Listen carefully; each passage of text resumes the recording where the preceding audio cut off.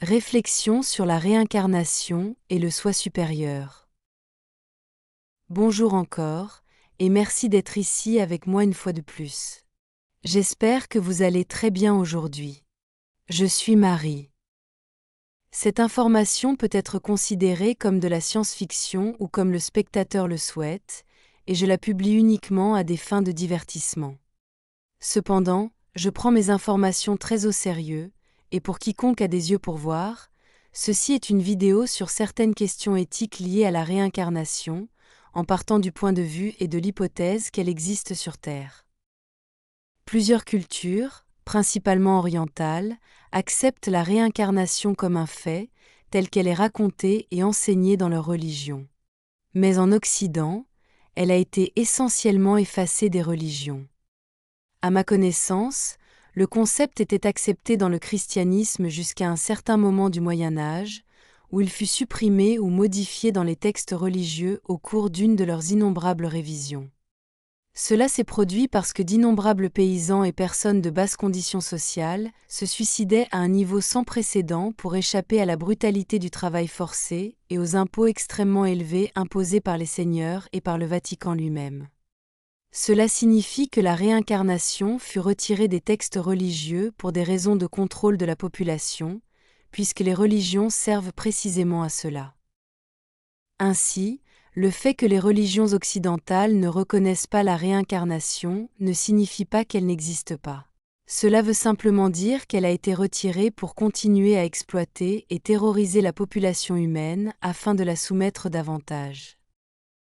De nos jours sur Terre, il existe d'innombrables preuves anecdotiques ou circonstancielles d'événements de réincarnation, provenant surtout de jeunes enfants qui se souviennent avec précision de leur vie précédente, en fournissant suffisamment de détails vérifiables par les chercheurs.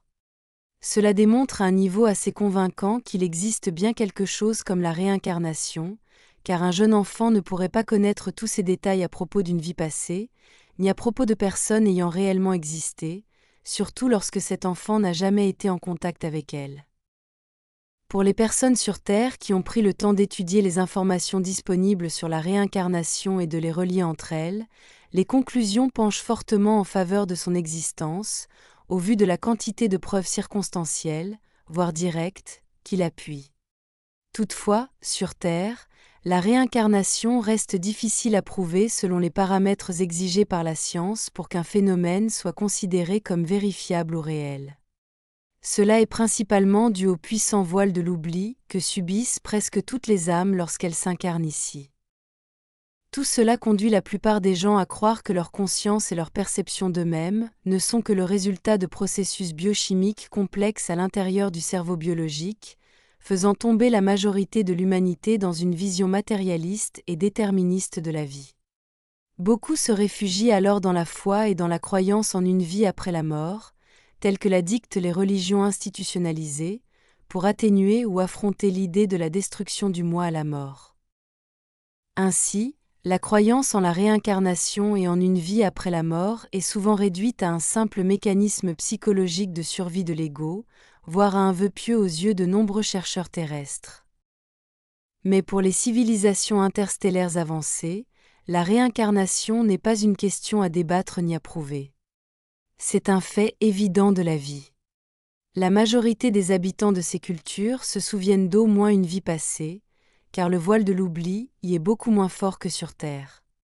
Ainsi, pour eux, la réincarnation est une évidence qui influence profondément leur culture et leur science, les rendant moins dogmatiquement matérialistes. Ils reconnaissent pleinement que même la meilleure version de leur science a ses limites, car certaines choses ne peuvent être prouvées, bien qu'elles soient indéniablement réelles. Cela a aussi un impact sur leur spiritualité. Le but de la vie y est centré sur l'apprentissage, l'expérience et le développement spirituel et éthique, sous le principe que ce qui compte, c'est qui vous êtes et ce que vous faites, vos pensées et vos actions, plutôt que la quantité de richesses et d'objets matériels que vous accumulez. Ils savent qu'ils ne peuvent rien emporter avec eux à la mort, si ce n'est leur savoir, leurs valeurs et leurs expériences. Ce qu'ils emportent, c'est ce qu'ils ont été, ce qu'ils ont aimé, ce qu'ils ont accompli et les actions qu'ils ont posées. La raison pour laquelle le voile de l'oubli est si dense sur Terre, selon de nombreuses races stellaires positives, est liée à une simple différence de fréquence. La vibration existentielle de la vie terrestre est si basse qu'elle se connecte difficilement au plan supérieur. Vivre sur Terre dans un corps biologique revient à exister dans une fréquence basse, incompatible avec les fréquences plus élevées des plans astraux supérieurs. C'est pourquoi la communication entre ces plans est si limitée, ne se produisant que faiblement à travers le corps biologique, notamment via la glande pinéale. Bien que ma culture soutienne que ce sont toutes les cellules vivantes du corps qui se connectent à la source, étant en résonance vibratoire avec elle, et non pas seulement le système nerveux central ou la glande pinéale. Cette incompatibilité de fréquence explique aussi pourquoi les rêves sont souvent difficiles à se remémorer, bien qu'ils soient bel et bien vécus dans des plans plus légers d'existence.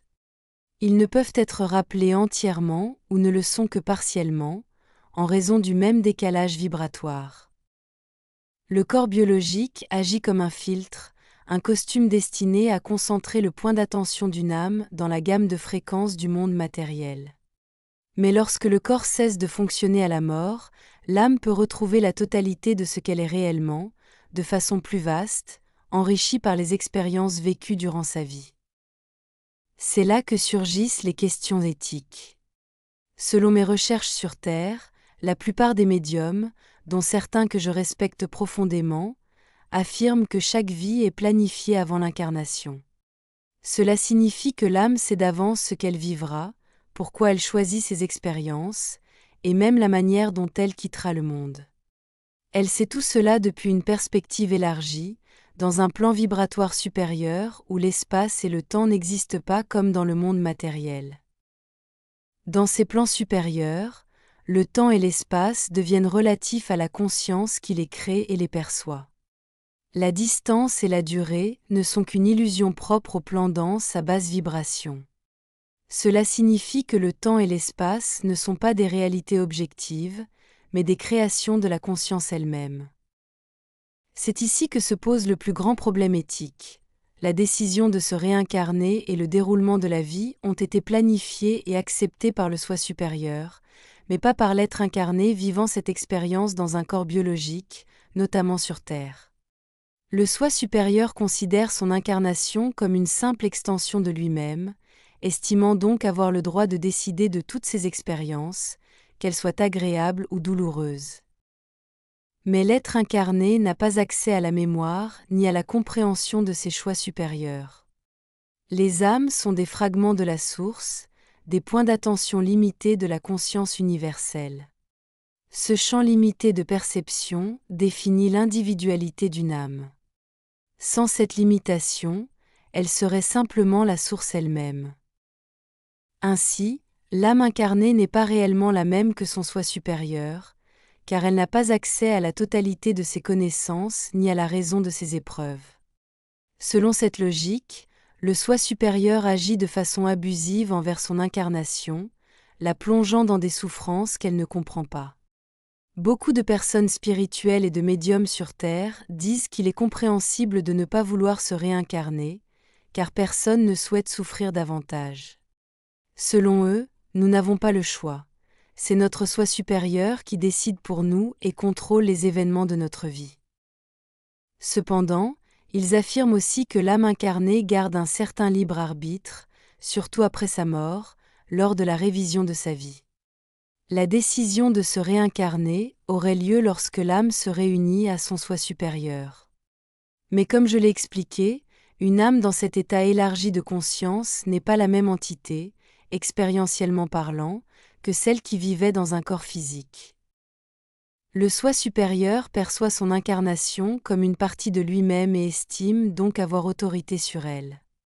Mais du point de vue de l'être incarné, ce n'est pas le cas. Cela rend la notion de soi supérieur floue, presque indiscutable, mais éthiquement problématique. Ainsi, le soi supérieur apparaît comme abusif, voire cruel, envers son incarnation, utilisant sa souffrance pour son propre avancement spirituel. La seule manière de sortir de ce cycle est de devenir soi-même son propre soi supérieur tout en étant incarné, ou du moins de s'en rapprocher.